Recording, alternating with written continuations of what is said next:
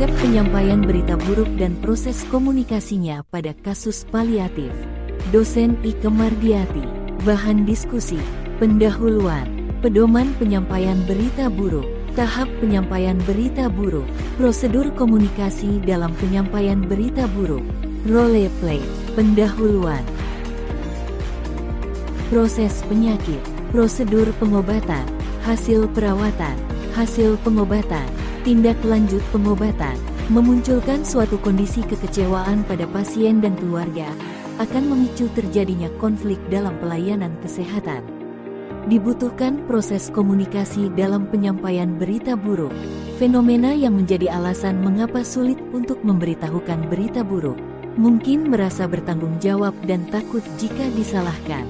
Tidak tahu bagaimana cara terbaik untuk melakukannya. Khawatir gagal karena tidak memiliki pengalaman pribadi. Keengganan untuk mengubah hubungan perawat pasien. Takut mengganggu peran, struktur keluarga pada pasien. Tidak tahu kemampuan dan keterbatasan pasien. Takut implikasi bagi pasien, misalnya cacat, sakit, sosial dan kerugian keuangan. Takut terhadap reaksi emosional pasien. Ketidakpastian tentang apa yang mungkin terjadi selanjutnya dan tidak memiliki jawaban atas beberapa pertanyaan. Kurangnya kejelasan peran seorang tenaga kesehatan. Pedoman penyampaian berita buruk. Memberi informasi.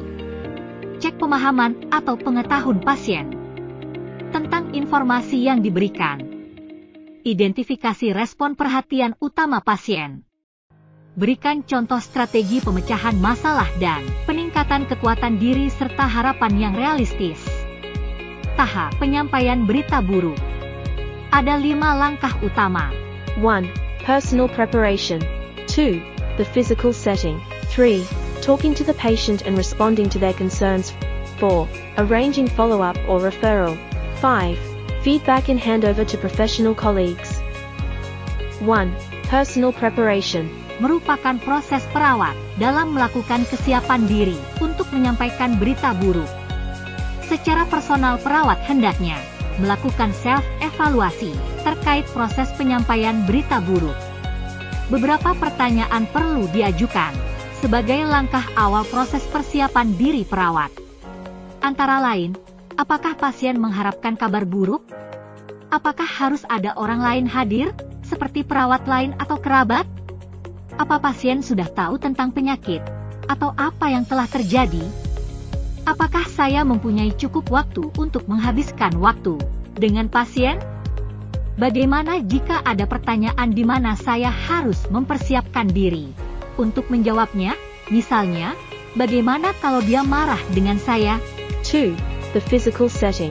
Menyiapkan lingkungan fisik dalam proses penyampaian berita buruk. Penting dilakukan karena kondisi fisik yang tidak kondusif akan memicu timbulnya masalah lain. Lingkungan fisik yang disiapkan. Misalnya, menyiapkan lingkungan kamar yang nyaman. Menjaga privasi dengan menutup sampiran. Sikap fisik perawat meliputi sikap terapeutik perlu disiapkan. Beberapa hal yang tidak boleh Anda lakukan ketika menyiapkan lingkungan fisik yaitu, jangan memberikan kabar buruk pada akhir pemeriksaan fisik, sementara pasien dalam keadaan belum siap. Jangan memberikan berita buruk di koridor dan melalui telepon. Jika bisa hal ini harus dihindari. Jangan mondar-mandir di sekitar pasien, lalu melihat keluar jendela, atau melakukan hal yang dapat mengganggu pasien. 3. Talking to the patient and responding to their concerns. Mengatakan berita buruk kepada pasien perlu memperhatikan segala bentuk respon yang tampak, baik respon secara verbal maupun non-verbal. Penting sekali perawat untuk menggunakan teknik-teknik komunikasi terapeutik. Empati. Eksplorasi perasaan apa yang sudah pasien ketahui tentang kondisinya. Sharing persepsi apa yang diharapkan oleh klien dan keluarga. Listening segala keluhan-keluhan yang dirasakan. Support aspek positif yang dimiliki klien. 4. Arranging follow-up or referral. Saat setelah penyampaian berita buruk adalah merupakan waktu untuk mengobservasi respon pasien. Antisipasi kesalahpahaman yang muncul karena proses penyampaian. Observasi tanda-tanda seperti tanda depresi, kecemasan, panik, bahkan kemungkinan resiko bunuh diri. Siapkan proses follow-up jika perlu buat rujukan kepada terapis yang lain, misal psikolog, perawat, spesialis jiwa, psikiater apabila muncul tanda-tanda masalah psikologis. 5. Feedback and handover to professional colleagues. Melakukan operan kepada tim kesehatan lain merupakan salah satu proses untuk mempermudah perawatan selanjutnya. Prosedur komunikasi perawat pasien, orientasi, salam, evaluasi, validasi, kontrak, topik, waktu, tempat, kerja. Gunakan bahasa yang tepat. Jika relevan, gunakan gambar untuk membantu menjelaskan informasi.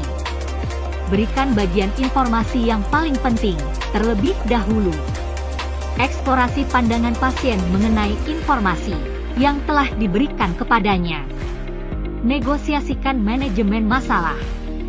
Cek pemahaman pasien tentang informasi yang telah diberikan.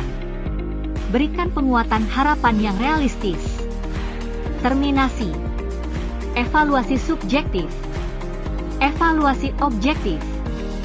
Rencana kegiatan pasien, PR, latihan. Rencana tindakan perawat berikut. Salam. Role play. 1. Latihan sikap terapeutik. Latihan senyum terapeutik. Latihan sikap empati. Latihan touching. 2. Latihan interaksi. Kasus. Hari ini Anda akan menyampaikan informasi berita pada pasien GGK yang akan menjalani terapi hemodialisa yang pertama kalinya. Pasien belum mengetahui bahwa dia akan dilakukan terapi hemodialisa sehingga respon yang diberikan terlihat terkejut dan sedikit marah pada perawat. Tugas Anda menenangkan pasien dan menyampaikan prosedur yang harus disiapkan. Puasa, istirahat cukup, dan cek tekanan darah sebelum hemodialisa. Akhir interaksi. 1. Pasien menerima penjelasan dan siap menjalani terapi. 2. Pasien menolak untuk tindakan saat ini karena akan mendiskusikan dulu dengan keluarga.